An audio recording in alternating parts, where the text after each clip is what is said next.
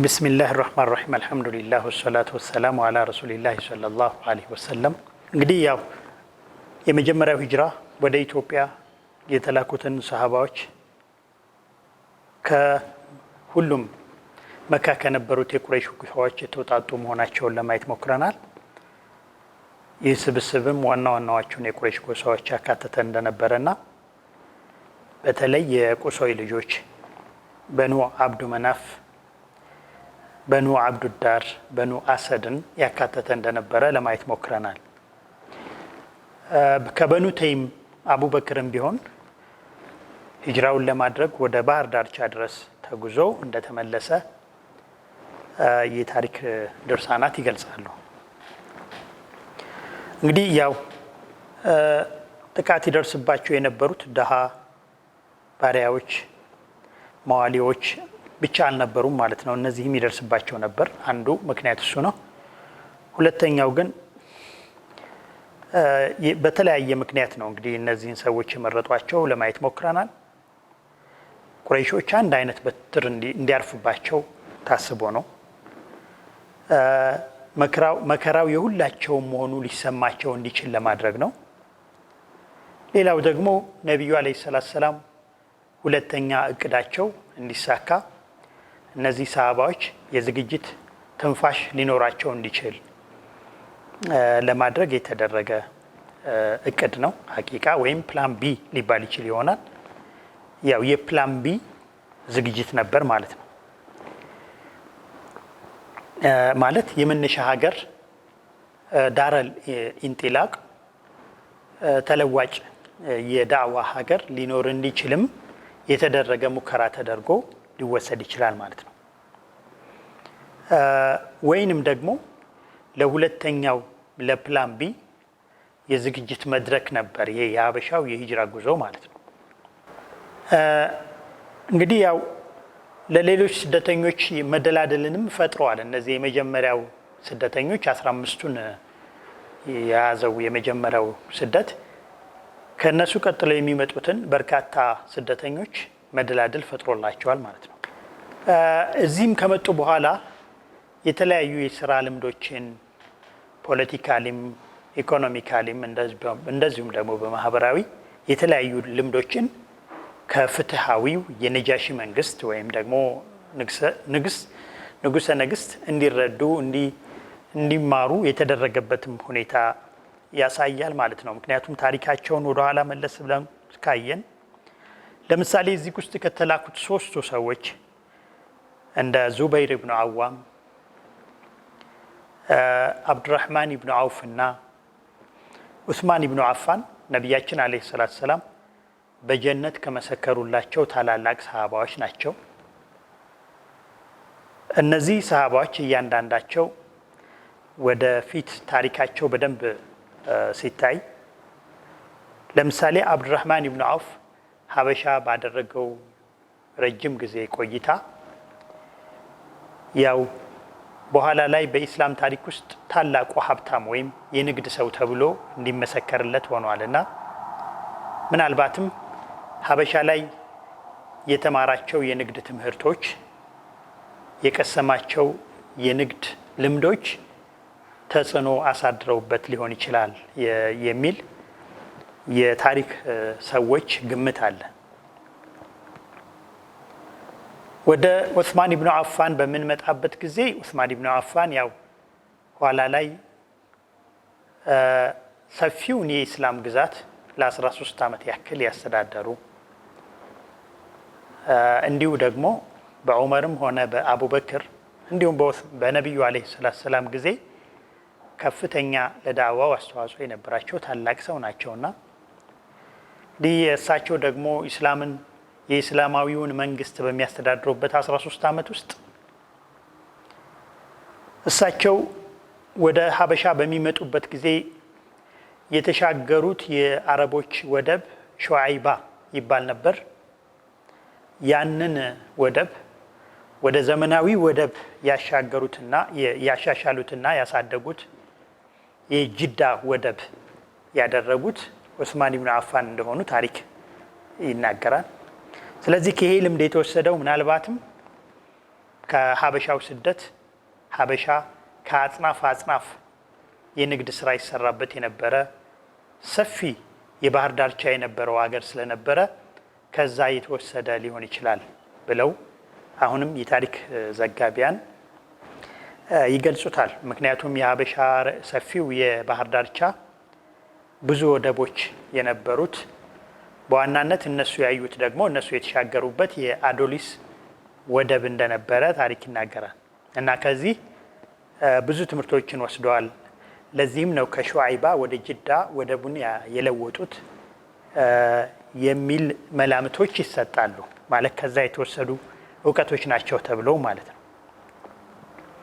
ሌላም ደግሞ ያው የመጀመሪያውን የእስላማዊ የባህር ኃይል ያቋቋመው ዑስማን ኢብኑ አፋን ነው በታሪክ እንደሚታወቀው። ይህ የባህር ኃይል ያኔ በጣም ሀያል ከነበረችው ከሀበሻ የታየ ልምድ የተወሰደበት ሊሆን እንደሚችል ይገመታል። ስለዚህ እነዚህ ሁሉ ልምዶች በሌሎችም አሁን በእነዚህ የተገለጸ ስለሆነ እንጂ ሌሎችም የተለያዩ ነገሮችን ልምዶችን ተምረዋል። ዝም ብሎ አንድ ሀገር በርካታ ዓመታት ተቀምጦ ምንም ትምህርቶች ወይም ልምዶች ሳይቀሰም አይካሄድም እና እነዚህም ሆን ተብሎ ታስበው ረሱል ዓለይሂ ሰላም የላኳቸው ታላላቅ ሰዎች ናቸውና ይህንን ልምድ ከዚህ አካብተዋል ይባላል። እንግዲህ ከተሰደዱ ጊዜ ጀምሮ እስከ ኸይበር ድረስ በሀበሻ በርካታዎቹ የረሱል ዓለይሂ ሰላም ሰሃባዎች ቆይተዋልና በዚህን ጊዜ ያገኟቸው የሂጅራ ውጤቶች ናቸውና ረሱልም ዓለይሂ ሰላም ይህንን አስበው የላኳቸው ተደርጎ ሊወሰድ ይችላል ማለት ነው። ስለሆነም ስደቱ ወይም ጥገኝነት ከለላ ብቻ ሳይሆን የልምድ ልውውጥም ሊሆን ይመቻል ማለት ነው። ከሁሉ በላይ ደግሞ የያኔው የሀበሻ የፍትህ መረጋጋት መልእክተኛውን አነሳስቷቸዋል እነዚህን ሰሃባዎች ወደዛ ለመላክ። ምክንያቱም ሀበሻ የሩምና የፋርስ ተጃዙባት ወይም ደግሞ የፖለቲካ ሽኩቻ ተጽዕኖ አርፍባት ስለነበረ የተረጋጋችና ፍትህ እየተጠበቀ እየተዳደረች የነበረች ሀገር መሆኗ የረሱልን ፍላጎት እንደሳበው ያው ያሳያል ማለት ነው። እንግዲህ ከዚህ ሳንወጣ የሁለተኛው ስደትም 80 ሰሃባዎችን አካቶ ከ80 ሰሃባዎች በላይ የሆኑትን አካቶ ሁለተኛውም ስደት እንደዚሁ ተከትሏል ማለት ነው። እነዚህ የመጀመሪያው ስደተኞች ከመደላድሉን ከፈጠሩ በኋላ ሁለተኛውም የስደት ስራ ተሰርቷል ማለት ነው። ረሱል ዓለይሂ ሰላም ሰርተውታል። እንግዲህ ሁለተኛው ስደት ደግሞ በርካታ ሰሃባዎችን ያካተተ እጅግ በጣም ግዙፍ ግን ብዙ ነገርን ተሸክሞ የመጣ ማለት የወረዱትን የቁርአን ሱራዎች አያቶች ሁሉ በዚህም በመጀመሪያው ሂጅራና በሁለተኛው ሂጅራ መካከል የተሰሩ የረሱል ዓለይሂ ሰላም ስራዎችንና የተወረዱ የቁርአን አያቶችን ይዞ ለመጀመሪያዎቹም ለራሳቸውም መኖሪያ የሆናቸው ዘንድ ይዘው የመጡበት ነው ማለት ነው። እንግዲህ ይሄ ሁለተኛው የሂጅራ ጉዞ በጃዕፈር ኢብኑ አቢ ጣሊብ መሪነት የተካሄደ ነው። እንግዲህ ሀበሻ በደረሱበት ጊዜ ሁለተኛው የሂጅራ ጉዞ በሚሄድበት ጊዜ ነው እንግዲህ ቁረይሽ በጣም ትልቅ እንትን የተሰማት። ያው የመጀመሪያው ጉዞ ደርሳበታለች፣ ነገር ግን ያው ካለፈ በኋላ ነው የተሰማው። ምንም ነገር ማምጣት እንደማትችል ስትረዳ ቁረይሽ ዝም ብላ አልፋው ነበር። ምንም እንኳ የወጡት ሰዎች እጅግ በጣም ከባድና በእነሱ ዘንድ ትልቅ ራስ ምታት ቢሆንም ምክንያቱም ከሁሉም ቤተሰብ የተውጣጡ ስለነበሩ የመጀመሪያው ላይ እርምጃ አልወሰደችም። ማለት ቀጥታ ከሰሃባዎች ጋር በሚገናኝ ሰሃባዎችን ሄዶ የማስመለስ ወይም ሌሎች እርምጃዎችን አልወሰደችም። ነገር ግን የሁለተኛው የሂጅራ ጉዞ የመካ ቁረይሾችን እጅግ በጣም አስደንግጧል። ምክንያቱም በርካታ ሰዎችን ያሰባሰበ የያዘ ነበር። እነዚህ ሰሃባዎች ወይም ደግሞ የረሱል ጓዶች ተጠናክረው ቦታ አግኝተው ተመልሰው እኔን ያጠቁኛል የሚል እምነት ስላሳደረች ቁረይሽ ለማሳደድ ወሰነች እነሱን ማለት ነው። ቁጥሩ ከፍተኛ ከመሆኑ ጋር ከሁሉም ጎሳዎች የተውጣጡ ነበሩና ይሄ ነው ትልቁ አሳሳቢው ነገር ማለት ነው። የመጀመሪያው ሁሉንም ጎሳ አዳርሷል። የሁለተኛው ደግሞ ሀታ የባለስልጣን ልጆች ወይም ቤተሰቦች ሳይቀሩ የተሰደዱበት ነበር። ለምሳሌ የመካ ምስለኔ የነበረው አቡ ሱፊያን የሱ ልጁ ሳትቀር ኡሙ ሀቢባ ወደ ሀበሻ ተሰዳ ነበር። እንዲሁ ባለቤቷም እንደዚሁ ከበኒ ኡመያ ከነሱ ቤተሰብ የሆነ ከነ አቡ ሱፊያን ቤተሰብ የሆነ አብሯት ተሰዷል። ሰዒድ እና ኻሊድ የሚባሉት ደግሞ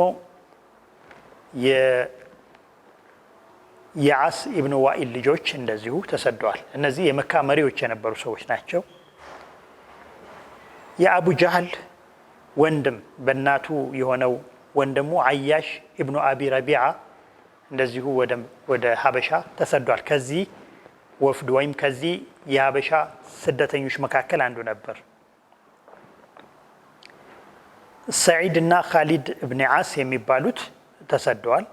የዓምር ኢብኑ ዓስ ወንድምም እንደዚሁ የዓስ ኢብኑ ዋኢል ልጅ ሂሻም ኢብኑ ዓስ የተባለው አብሮ ተሰዷል። እነዚህ ሁሉ አብረው መካተታቸው ለቁረይሽ የጎሳ መሪዎች እጅግ በጣም አንገብግቧቸው ነበር ማለት ነው።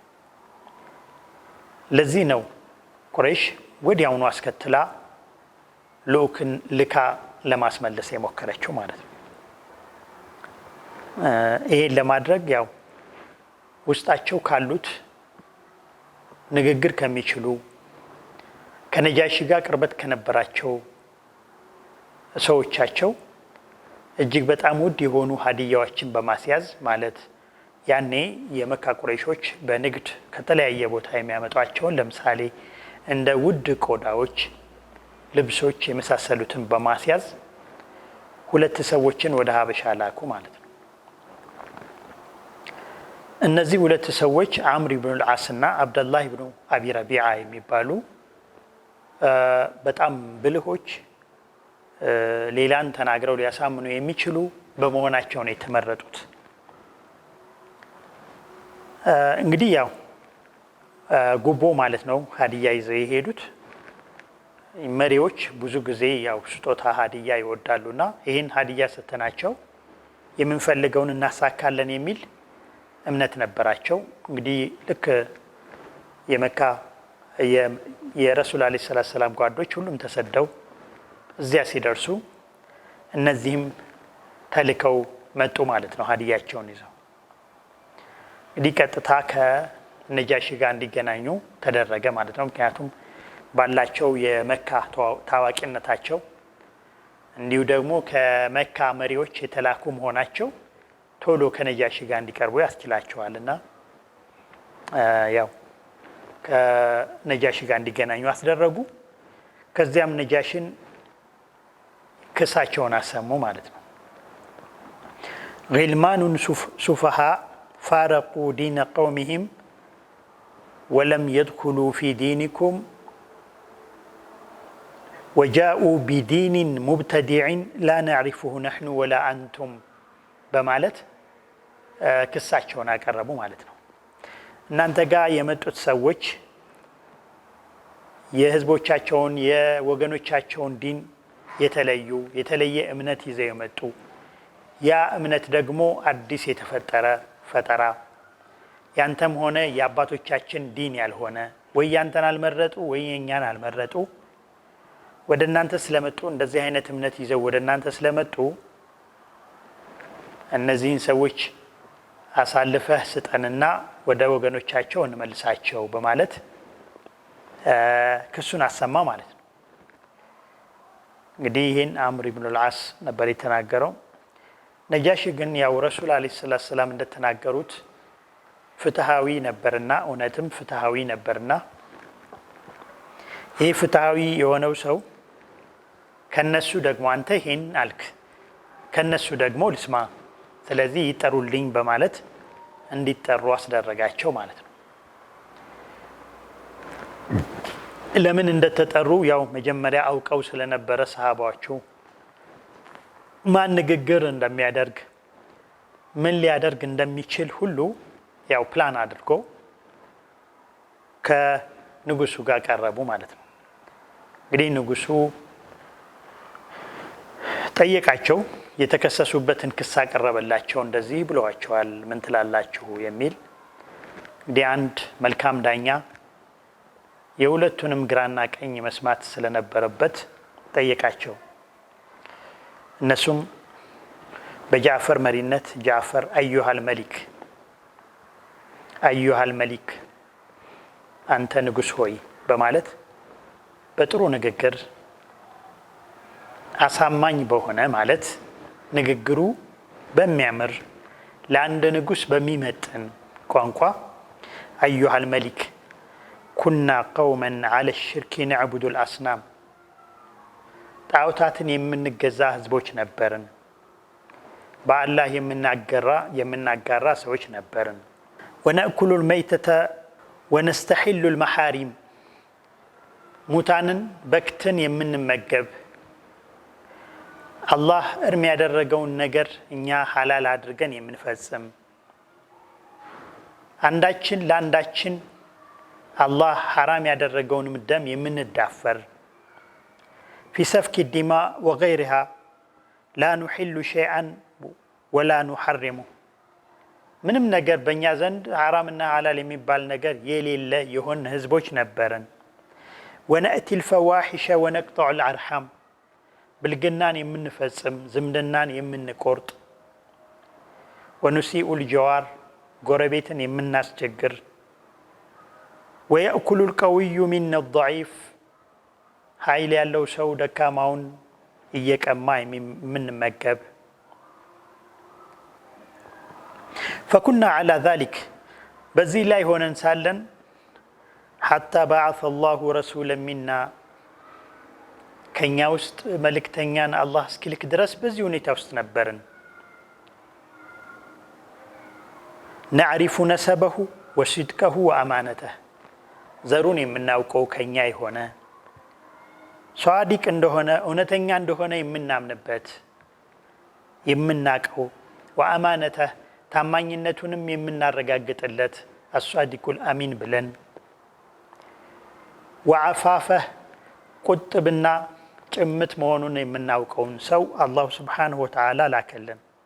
ፈደዓና ኢለላሂ ሊንወሒደህ ወደ አላሁ ስብሓንሁ ወተዓላ አንድ አድርገን እንድንገዛው ወነዕቡደህ እንድንገዛው ጠራን። ወነክለዑ ማ ኩና ነዕቡዱ ነሕኑ ወአባኡና ሚን ዱኒሂ ሚን አልሒጃረቲ ወልአውታን የተለያዩ ድንጋይ የተለያዩ ጣዖታትን ታቦታትን እንገዛ ከነበረው ከአላህ ውጪ እንገዛ ከነበረው ከዛ እንድንወጣ ጠራን። ትክክል አይደለም ብሎ ወነክለዑ ማ ኩና ነዕቡዱ ነሕኑ ወአባኡና ሚን ዱኒሂ ሚን አልሒጃረቲ ወልአውታን ወአመረና ቢሲድቅ ልሐዲስ ወአዳኢ ልአማና እውነት እንድንናገር አማናችንን እንድንወጣ አዘዘን። ወሲለተ ረሕም ዝምድና እንድንቀጥል ጉርብትናንም እንድናሳምር ከሐራም እንድንቆጠብ ከደም እንድንቆጠብ ደምን ዝም ብሎ ከማፍሰስ እንድንቆጠብ ጠራን። ወነሃና አኒል ፈዋሒሽ ከብልግና እንድንከለከልም ከለከለን። ወቀውሉ ዙር ውሸትንም ከመናገር እንድንቆጠብ ከለከለን፣ ውሸትን ከለከለን። ወአክሊ ማለል የቲም የየቲምን ገንዘብ ከመብላትም ወቀጥፊል ሙሕሰና ቁጥብ የሆኑ ምንም ወንጀል ያልሰሩ ሴቶችንም ከመሳደብ እንድንቆጠብ ጥሪ ያቀረበልን። ወአመረና አን ነዕቡደ አላህ ወሕደሁ ላ ኑሽሪከ ቢሂ ሸይአ በአላህ ምንንም ሳናጋራ በብቸኝነት አላህን እንድንገዛ አዘዘን። ወአመረና ቢሶላቲ ወዘካቲ ወሲያም በሶላት በዘካ በጾም አዘዘን። ፈዐደ ዐለይህ እሙረ ልእስላም ሌሎችንም የኢስላማዊ ዋና ዋና ነገሮች ገለጸለት ጃዕፈር። ፈሰደቅናሁ ወአመና ቢህ እኛ ይህንን ሲያዘን ሲከለክለን እውነት ነው ብለን አመን። ወተበዕናሁ ዐላ ማ ጃአ ቢህ ከአላህ ይዞት የመጣውን ነገር ተከተልን። ፈዐበድና አላህ ወሕደሁ ፈለም ኑሽሪክ ቢሂ ሸይአ ወሐረምና ማ ሐረመ ዐለይና አላህ ምንንም ነገር ሳናጋራ ተገዛ ነው። እንዲሁ ደግሞ ወአሕለልና ማ አሐለ ለና ሐላል የተደረገውን ነገር ሐላል አደረግን። ነገር ግን ይህን ሁሉ ስናደርግ ፈዓዳ ዐለይና ቀውሙና ህዝቦቻችን በእኛ ላይ ወሰን አለፉብን። ፈዐዘቡና ወፈተኑና ዐን ዲኒና ቀጡን፣ እንዲሁ ደግሞ በዲናችን ፈተና ሆኑብን። ሊየሩዱና ኢላ ዒባደት ልአውሳኒ ሚን ዒባደትላህ አላህን ከመገዛት ወጥተን ጣዖታትን እንድናመልክ ለማውጣት ከዚህ ከአላህ መገዛት ወደ ጣዖት ማምለክ እንድንመጣላቸው ቀጡን፣ ፈተኑን። ወአን ነስተሒለ ማ ኩና ነስተሒልሁ ሚነል ኸባኢስ ድሮ ሐላል አድርገን ይዘነው የነበረውን መጥፎ ነገር ሐላል እንድናደርግ ጠሩን። ፈለማ ቀሃሩና ወዘለሙና በድለውን አሰቃይተውን ያሸነፉን ጊዜ ወሸቀው ዐለይና በእኛ ላይ ጭካናቸውን ባሳረፉበት ጊዜ ወሓሉ በይነና ወበይነ ዲኒና በእኛና በሃይማኖታችን መካከል ግርዶን መፍጠር የፈጠሩብን ጊዜ ኸረጅና ኢላ በለዲክ ወደ አንተ ሀገር ወጣን። ወእኽተርናከ ዐላ መን ሲዋክ ካንተ ሌላ ያሉትን ሀገሮች ትተን አንተን መረጥን በአንተ ጥበቃ ስር ልንሆን ዘንድ። ወረጀውና አዩሃል መሊኩ አላ ኑዝለመ ዒንደክ አንተ ዘንድ እንደማንበደል አሰብን። ያው የአላህ መልእክተኛም ወደማይበደለው እሱ ዘንድ ማንም ወደማይበደልበት ሰው ሂዱ፣ ንጉስ ሂዱ ብለው አዘዙን በማለት ጃዕፈር ንግግሩን ጨረሰ። ያው ጃዕፈር ያቀረባቸው መልሶች የክስ መልሶች ዳዕዋ ነበር። ግን በዳዕዋ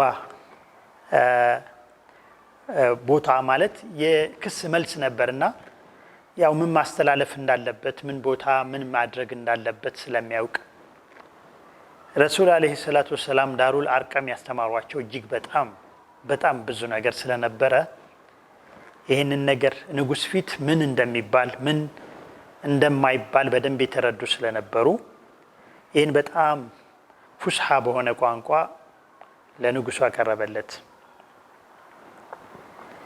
እንግዲህ የረሱል አለይሂ ሰላቱ ወሰላም ሰሃባዎች ይህን በሉ ተብሎ ተዘጋጅቶ የተሰጣቸው ኹጥባ ይመስል ነበር። ነገር ግን አይደለም። ይህ አለመሆኑን የምንረዳው ይህ በተደረገ ከ10 ዓመታትም በኋላ በፉርሱ የጦር መሪ ሩስቱም አጠገብ የተላከው ዐምር ኢብኑ ረቢዓ ለሩስቱም ያስተላለፈው መልእክት ከዚህ ሩቅ አልነበረም፣ ተመሳሳይ ነበር። ጂእና ሊኑኽሪጀ መን ሻአ ሚን ዒባደት ልዕባድ ኢላ ዒባደት ላህ ወሚን ዲቅ ዱንያ ኢላ ሰዓቲሃ ወሚን ጀውሪ ልአድያን ኢላ ዓድል ልእስላም በማለት ነበር ጥሪ ያቀረበለት ለፉርሱ የጦር ጄኔራል ማለት ነው። ያው ተልእኮውን የሚያውቅ ግቡን የሚረዳ ትውልድ ነበር ማለት ነው። ግቡን መግለጽ የሚችል ቪዥኑን መግለጽ የሚችል ተልእኮውን የሚረዳ ትውልድ ነበር ማለት ነው። ጂእና ሊኑኽሪጀ መን ሻአ ሚን ዒባደት ልዕባድ ኢላ ዒባደት ላህ ወሚን ዲቅ ዱንያ ኢላ ሰዓቲሃ ወሚን ጀውሪ ልአድያን ኢላ ዓድል ልእስላም። ይሄ ትልቅ መልእክት ነበር። 3 የተለያዩ መልእክቶች ናቸው። ሐቂቃ የሙስሊሞች ተልእኮ ይሄው ነው። በማንኛውም ጊዜ በማንኛውም ቦታ የሚያደርሱት ማለት ነው። ጃዕፈርም ረዲየላሁ አንሁ ይህን መልእክት መልስ ለነጃሺ ሲያስተላልፍ ሁሉም እያንዳንዱ ቃል መልእክት ነበሩ፣ እያንዳንዱ ቃል ዳዕዋ ነበሩ። ሐቂቃ ምን ቦታ ምን መባል እንዳለበት ይረዳ ነበር። ንጉስ ጋር ሆኖ ተራ ሰው ጋር የሚደረገውን ዳዕዋ አይደለም ያደረገው። ስለዚህ ቦታውንም ያውቃል፣ የንጉሱንም ስታተስ ይረዳል። በዛ መልኩ ነበር ዳዕዋ ያደረገው። ነጃሺ ይሄን ሲሰማ فقال له ነጃሺ هل معك مما جاء به عن الله من شيء ይህ መልእክተኛ ብላችሁ ያመናችሁበት ከአላህ ካመጣው ውስጥ ያዝከው ነገር አለ በማለት ጠየቀው። فقال جعفر نعم. فقال له نجاشي فاقرأه علي. فقرأ عليه صدرا من سورة مريم كسورة مريم የመጀመሪያውን ክፍል አነበበለት። ይህም ታስቦበት ነበር ሐቂቃ፣ ምክንያቱም ሱድፋ ወይም በድንገት አልነበረም። ነጃሺ አህለል ኪታብ ነው፣ ነጃሺ ነሳራ ነው። ስለዚህ አህለል ኪታብ ጋር ሊነገር የሚችለውን ቁርአን ነው ጃዕፈር የሚያነበበለት። ሱረቱል ካህፍ ስለ ዘከርያ ብሎም ስለ መርየም ከዚያም ስለ ዒሳ የሚናገረውን ማለት ነው። ያው ስለ ዘከርያ ስለ መርየም እና ቤተሰቦቿ ስለ ዒሳ የሚያወራውን ነሳራ ወይም አህለል ኪታብ ፊት መናገሩ በመካከላችን ያለው ልዩነት ያ ስለነበረ እሱን ማስረዳት። ይሄ ደግሞ ጃዕፈርና የጃዕፈር አላህ የላካቸው ረሱል አለይሂ ሰላቱ ወሰላም የአላህ መልእክተኛ ይዘውት የመጡት ዲን ስለ ዒሳ የሚኖራቸውን ነገር ማቅረብ ነጃሺ ፊት በጣም አስፈላጊ ስለነበር ማለት ነው። فقرأه ያው ቀራለት ሱረቱ መርየምን አነበበለት። فبكى النجاشي አለቀሰ። ሐቂቃ ያው የሚረዳው የሚያምንበት ስለነበረ حتى أخضل لحيته ጺሙ እስከሚበሰብስ ድረስ ማለት ነው። وبكت أساقفته حتى أخضل مصاحفهم መጽሐፎቻቸው እስኪረሱ በዙሪያው የነበሩትም ቄሶች እንደዚሁ አለቀሱ። حين سمعوا ما تلا عليهم ቁርአን ሲነበበባቸው ቁርአንን በሚሰሙበት ጊዜ በተለይ ደግሞ እነሱ የሚያምኑበትና እነሱ የሚያምኑበት የነበረውን እምነት ሲገለጽላቸው በቁርአን ባቀራረቡ በሁሉም ነገር ተደምመው አለቀሱ። إن هذا والله والذي جاء به موسى ليخرج من مشكاة واحدة በማለት መሰከረ። ነጃሺ ይሄና ሙሳ ይዞት የመጣው ከአላህ ይዞት የመጣው መጽሐፍ ከአንድ መስኮት የሚወጡ የንግግሮች ናቸው በማለት ገለጸ ማለት ነው። እውነት ነው። አላህ Subhanahu Wa Ta'ala ለሙሳ የሰጠው አላህ Subhanahu Wa Ta'ala ለዒሳ የሰጠው ተውራትና ኢንጂል ከቁርአን ጋር ከአንድ ቦታ በአንድ አካል የተወረዱ ናቸው።